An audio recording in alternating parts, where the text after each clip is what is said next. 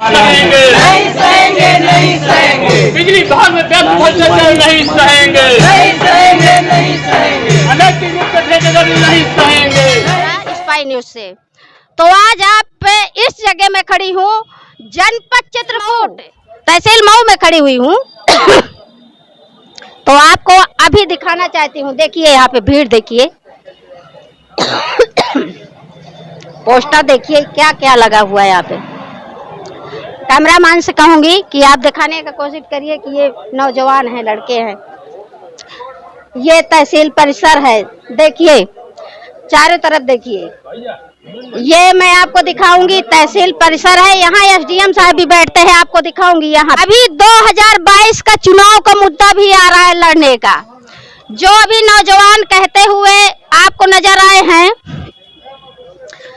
कि सरकार ने तरह तरह की वादा किया गरीबों के लिए ऐसे वादा किया, विकास के लिए किया, हर संभव गरीबों के लिए देने के लिए सब कुछ उन्होंने मदद के लिए वादा किया।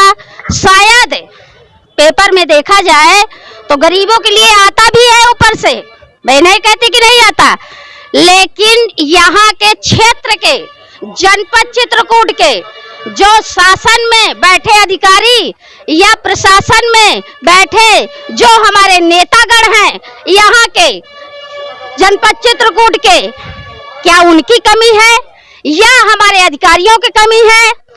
अभी अवैध रूप से कोई काम लेके आ जाए एसडीएम साहब के पास, तत्काल कलम चलेगी उस पे। मैं ये आपको कई प्रूफ दूंगी।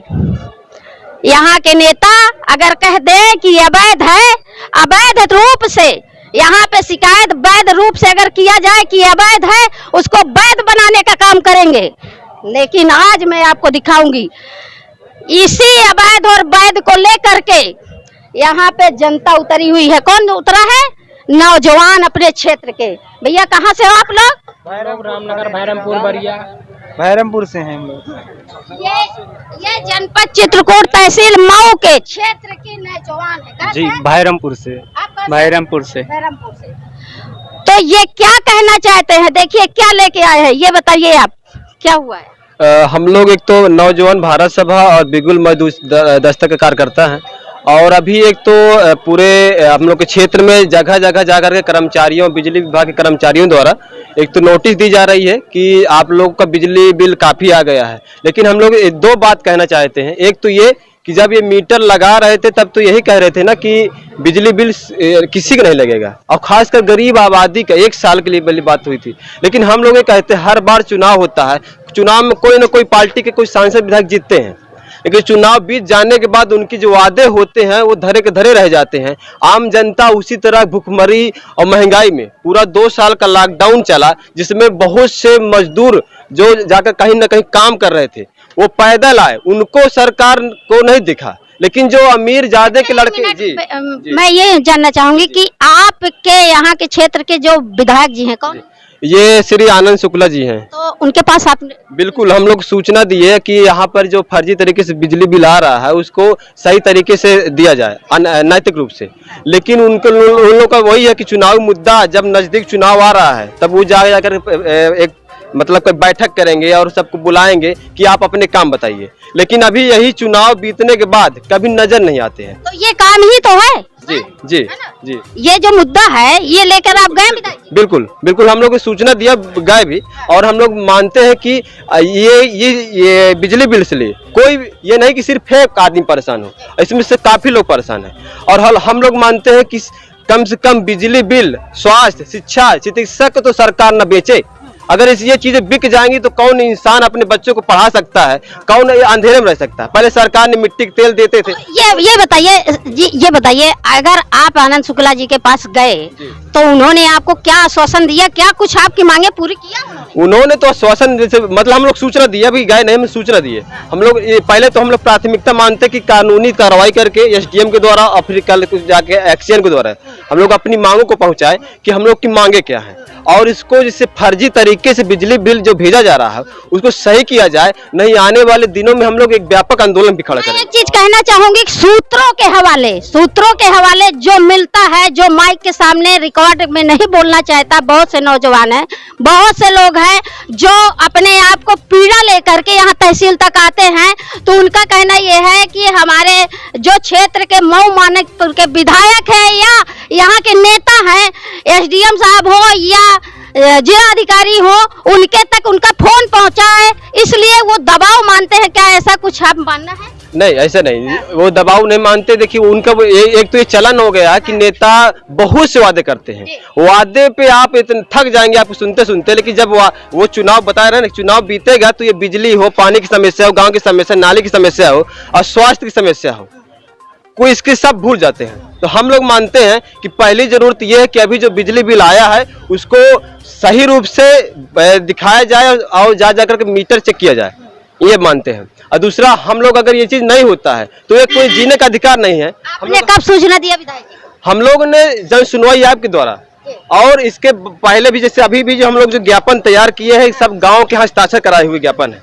हम लोग मानते हैं कि इसको जाकर के हम लोग आज सौंपेंगे। इसके बाद विधायक जी को भी एक बार कहा जाएगा कि इन चीजों को आप देखें भी और गौर करें, और कल को सांसद जी को भी भेजा जाएगा। जी, तो क्या आपके एसडीएम साहब आए?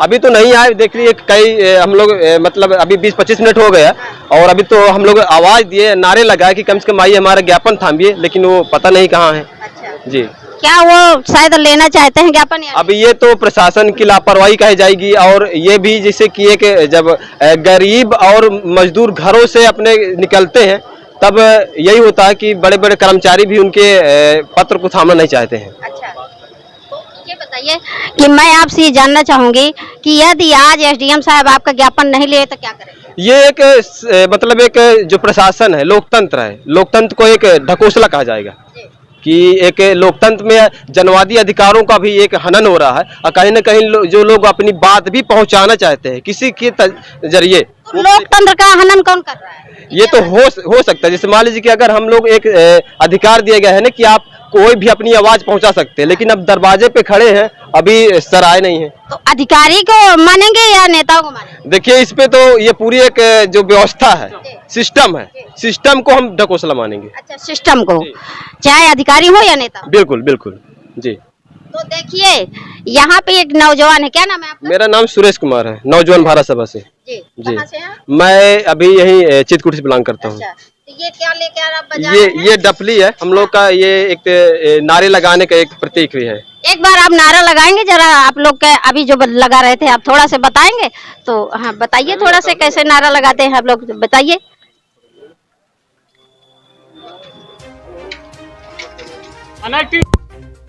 सहेंगे नहीं सहेंगे, नहीं सहेंगे। एसडीएम साहब बाहर आओ, बाहर आओ, बाहर आओ। ज्ञापन देने आए हैं, एसडीएम साहब बाहर आओ, एसडीएम साहब बाहर आओ, बाहर आओ, बाहर आओ। यूनिट के अनुसार ही हम बिल देंगे, बिल देंगे, बिल देंगे। इंकलाब जिंदाबाद, जिंदाबाद, जिंदाबाद, इंकलाब जिंदाबाद, जिंदाबाद, जिंदाबाद। जवानों आगे आओ, लड़कन राज समाज बनाओ, जवानों आगे आओ, लड़कन राज समाज बनाओ। जाति धर्म के झगड़े छोड़ो, सही लड़ाई से नाता जोड़ो। अनैतिक रूप से भेजे गए बिल नहीं सहेंगे, नहीं सहेंगे, नहीं सहेंगे। बिजली विभाग का देखो खेल, फर्जी बिल, फर्जी बिल, बिजली विभाग का देखो खेल, फर्जी बिल, फर्जी बिल, बिजली विभाग का देखो खेल, फर्जी बिल, फर्जी बिल। बिजली विभाग में व्यर्थ भ्रष्टाचार नहीं सहेंगे, नहीं सहेंगे, नहीं सहेंगे। एसडीएम साहब